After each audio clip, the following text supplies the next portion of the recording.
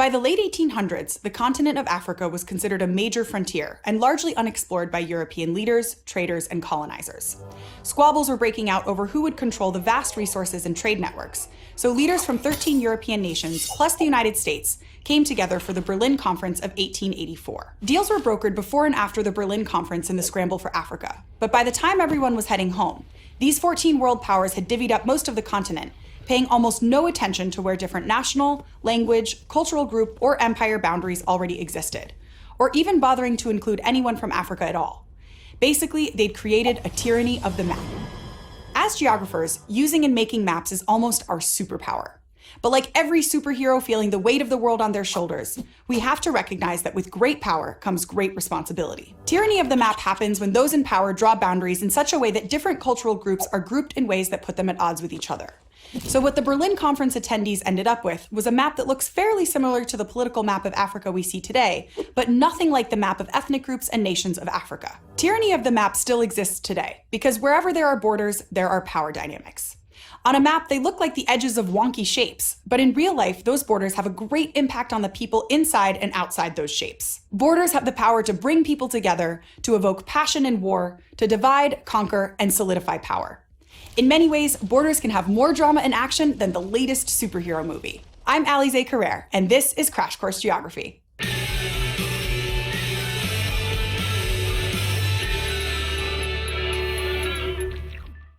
Modern maps of Africa are a legacy of that lack of political power Africans had in the 1800s, and of the way European colonial powers showed a complete disregard for the cultural identity and human dignity of the people who lived in Africa by drawing maps and conducting governments that were manipulative at best and destructive at worst. So much of the human experience of governance and power is related to who is inside and outside of power structures. So over the next few episodes, we'll explore different aspects of political geography, which is a subdiscipline within human geography that examines how power is organized and moves across space, which definitely shapes the story of the world. In particular, there is a great interest in the countless ways power shapes spaces and moves unevenly. Power is the ability to achieve certain ends by directing the actions of others, and maintaining control of power is often done through force, manipulation, persuasion, and even consensus building. Power is a spectrum, so we can talk about different people or groups having different amounts of power rather than treating it like an on-off switch. And it's often understood as relationships between different types of networks, and that those with more influence than others can also have more power. In particular, thinking about borders can lead us to thinking about state power, or the relationship between a government and the people under that government. In geography, a state is any independent area with a defined and populated territory with sovereignty, or control, over its internal and external affairs. So think Canada, the United States as a whole, India, Indonesia, or Mali. Political geographers will often use the term country interchangeably with the word state, and it's used more vaguely to identify an area of land.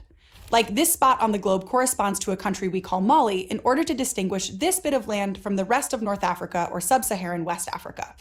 But the land plus the government and the people the government has power over together form a state called the Republic of Mali. But we could just focus on the people and the cultural boundaries they fit into.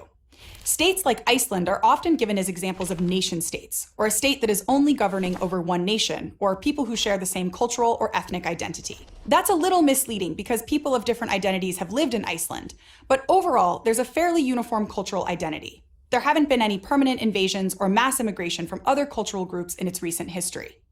Essentially, the cultural and state boundaries mostly match up, which we know from the Berlin Conference of 1884 isn't the case for any state within Africa. Like the people who live in Mali are made up of at least 10 different nations. That makes Mali one of the most common kinds of state, called a multinational state, or one that governs over two or more groups of nations.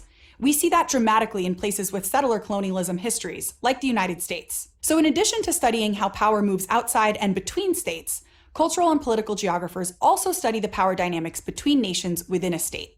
Those 10 or more nations of Mali, they don't always agree on how to govern their state. We know from our cultural and migration episodes that people move and mix for a host of reasons, like to gain access to resources, knowledge, or better job opportunities.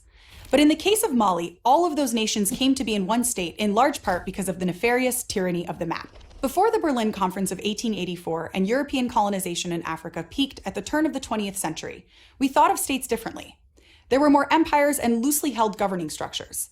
And many places within Europe and Africa were considered frontiers, which in this case means areas acting as a buffer between two territories. But throughout the 1700s, revolutions and a push for democracy in the brand new United States shifted governance in Europe. So how territory was conceptualized also changed, and treaties began to consistently refer to boundaries. This marked a change in how leaders saw where their power could exist, and prompted Europeans to map the world in earnest, plotting out all of the land they held power over and drawing lines through it regardless of who had lived there. Since then, we've lived in a world where increasingly all land is connected to some sort of state power. Take Mali, which was a colony of France until 1960. Over the decades, they'd had different governments, and in 1992, they held democratic elections and functioned as a democracy. But there was dissatisfaction among the northern populations. In Mali, there's a divide between the northern and southern part of the country. Mali spans 3 landscapes, all of them hot. The Sahara encompasses most of the northern parts of the country, while the Sahel is the semi-arid region just south.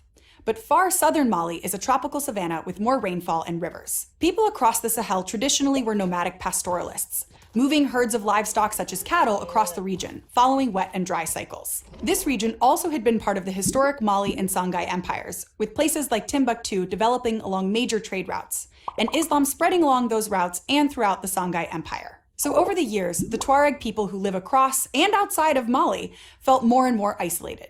They've traditionally been a more nomadic people, identifying more with North African customs and traditionally having territories that spanned from Burkina Faso to Libya. In many ways, the boundaries of Mali established by France in the scramble for Africa were arbitrary to them. But many Tuareg, which is also a group made of several different cultural groups, were fine with identifying as part of Mali. Though in return, they wanted a government that would invest in the north, which is poorer than southern Mali. As the economic conditions of the north declined due to drought, many Tuareg traveled to other countries to find work. Then, when Libya went through uprising and unrest in 2011, the Malian Tuareg living there returned home. With no work and no prospects, they began to plan for a rebellion, and not for the first time. But this time, before the Tuareg could enact their full plan, factions of the group began to partner with outside Islamic extremists. This led Malian military leaders to overthrow the Malian government in an effort to control the north, which increased southern resentment towards the Tuareg, who are already discriminated against in the south. Between 2012 and 2021, the governments of Mali shifted to focus on creating internal stability in the south and pushing extremists out. But the people of the north still feel marginalized, some of whom side with and sympathize with outside extremists. Others are looking for a peaceful solution, and one that involves a government who will help provide infrastructure like education and healthcare to help their communities thrive. In both 2020 and 2021, there have been coups in Mali. Its political situation is far from stable. Post-colonial states ended up with nations joined in governance, not due to common culture, beliefs, or goals, but because of the limits of European colonial treaty boundaries. It creates governing tensions because one group is often exerting power over another.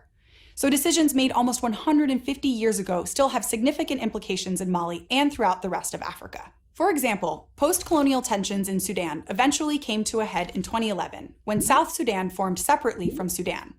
When a state is no longer in control of its internal and external affairs, it can be considered a failed state. So even though a map can seem very official and permanent, we have to remember it's still just a snapshot of a particular moment. South Sudan is the newest state in the world as of 2021. Ultimately, there's no agreed upon number of states in the world because different groups have different definitions. And actually, the number of states has been trending upward in the post-colonial world. Europe had approximately 30 states in the 1820s, but today has about 51, according to the UN. And the number of states in the world will likely keep growing as nations seek to have their own states. We'll look at the process of a state fragmenting along national lines and other border conflicts in a future episode. Tyranny of the map shows up in other places and at smaller scales too, not just in forming states. In the United States, every 10 years, voting districts get redrawn based on demographics from the national census. And these districts are redrawn by whichever party is in power. Gerrymandering, or drawing voting districts to solidify power through the use of boundaries and borders, occurs when districts are drawn in ways that ensure one party will have the majority vote. In Wisconsin, they saw this in 2012 when, despite Democrats getting the majority of the votes, they only won 39 of 99 seats in their state assembly. So representation doesn't match the population because of how the districts are drawn. The way these maps are drawn is another spatial aspect of power. And the study of the organization and outcomes of elections, including how voting districts are drawn, is actually a whole field called electoral geography. So whether it's colonial Africa or present-day North America, how we draw borders matters.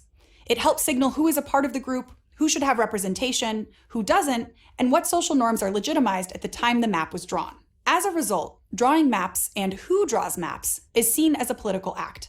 And there can be distrust in maps made from outside of a community because of the way maps have been used to suppress marginalized groups of people. As people who use maps, we can use best practices and ask ourselves, what is the intent of the map? And then, am I using this map for its intended purpose? Borders often have current consequences for past decisions, as we saw in former European colonies. And as we'll explore in the next episode, how states maintain their power and the different types of governance they include impact how individuals interact with the state. Many maps and borders represent modern geopolitical divisions that have often been decided without the consultation, permission, or recognition of the land's original inhabitants. Many geographical place names also don't reflect the indigenous or Aboriginal people's languages. So we at Crash Course want to acknowledge these people's traditional and ongoing relationship with that land and all the physical and human geographical elements of it. We encourage you to learn about the history of the place you call home through resources like nativeland.ca and by engaging with your local Indigenous and Aboriginal nations through the websites and resources they provide.